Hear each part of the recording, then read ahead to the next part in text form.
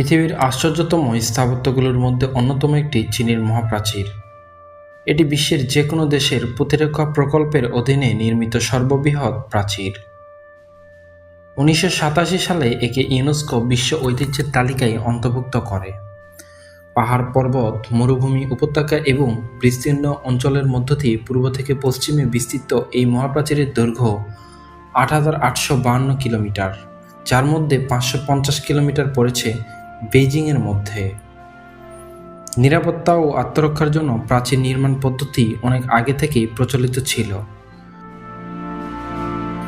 অগণিত মানুষের জীবন, রক্ত, ঘাম এবং অশ্রুর বিনিময়ে সৃষ্ট বিশ্বের দীর্ঘ এই প্রাচীর নির্মাণ শুরু হয়েছিল খ্রিস্টপূর্ব 700 অব্দে। চীন তখন অনেকগুলো খণ্ড খণ্ড রাজ্যে বিভক্ত ছিল। খ্রিস্টপূর্ব 221 অব্দে সিন রাজবংশের প্রথম রাজা শি হুয়াং চীনের 6টি রাজ্য হান, চাও, ওয়ে, সু, ইয়ান এবং সি জয় করে এবং এর একক শাসন ব্যবস্থার অধীনে আনেন।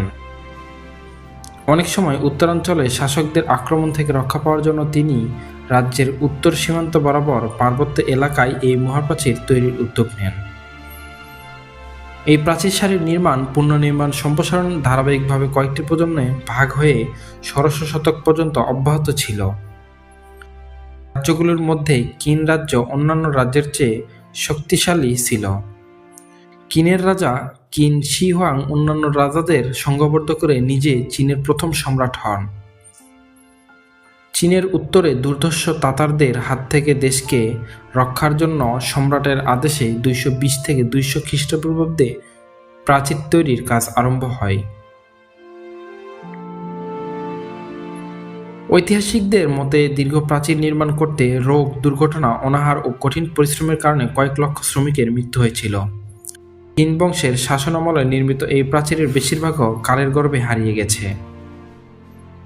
এরপরেও হান, সুই, নর্দান এবং জি রাজবংশের শাসনামলে চীনের উত্তরে মঙ্গলদের অগ্রাসন থেকে বাঁচার জন্য চীনের প্রাচীরে পরিবর্তন, সম্প্রসারণ এবং পুনর্নির্মাণ হয়েছে।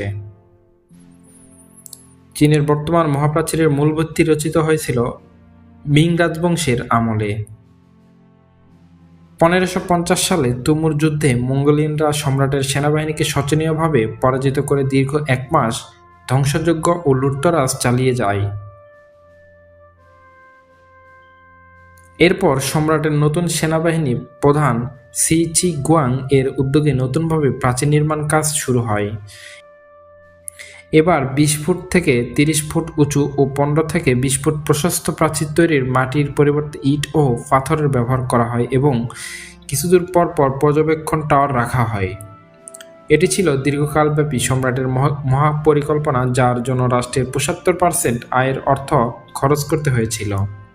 সে সময় চীনের উত্তর পূর্ব অংশে মাঞ্চুরিয়া নামে আরেকটি সাম্রাজ্য ছিল। সপ্তদশ শতাব্দীতে এসে মিং রাজবংশ দুর্বল হয়ে পড়ে।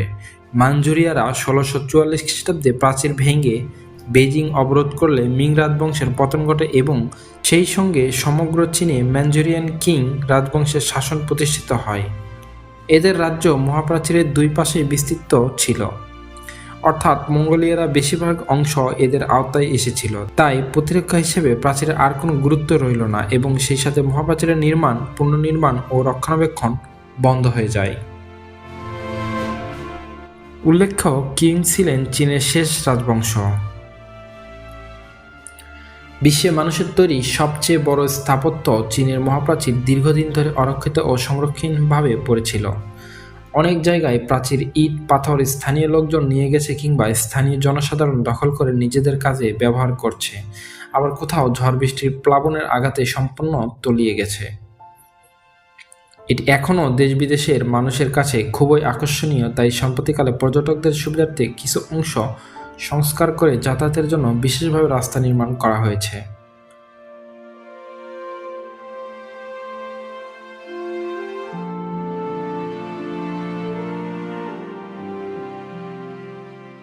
বেইজিং থেকে উত্তর পশ্চিমে 70 কিলোমিটার দূরে মহাপ্রাচীরের চীনা বাদামি অংশটি পর্যটকদের কাছে বেশি আকর্ষণীয়। চাঁদ থেকে দেখা যায় পৃথিবীর একমাত্র স্থাপনা চীনের মহাপ্রাচীর। হাজার বছর ধরে লক্ষ লক্ষ মানুষের কঠোর পরিশ্রমে নির্মিত চীনের মহাপ্রাচীরের সাথে জড়িয়ে আছে অনেক মানুষের আনন্দ, দুঃখ, বেদনার ইতিহাস। এটি দেখে অনেকেই অভিভূত হন, অনেকের মনে অনেক প্রশ্ন জাগে। সব প্রশ্নের উত্তর ইতিহাস পাওয়া যায় না। চীনের মহাপ্রাচীর এখন শুধু দুই দেশ বা দুই জাতির মাঝখানে সর্বোচ্চ প্রতিবন্ধকতাই নয়, এটি এখন ভালো ও মন্দ, ভালোবাসা ও ঘৃণার মাঝখানে সর্বোচ্চ ফারাক বা প্রতিবন্ধকতা প্রকাশের প্রতীকী উদাহরণ হিসেবে ব্যবহৃত হয়। তো প্রিয় দর্শক, আশা করছি ভিডিওটি ভালো লেগেছে। যদি ভালো লেগে থাকে তাহলে লাইক, কমেন্ট, শেয়ার করতে একদমই ভুলবেন না। কথা হচ্ছে পরবর্তী কোনো ভিডিওতে। সেই পর্যন্ত ভালো থাকুন, সুস্থ থাকুন।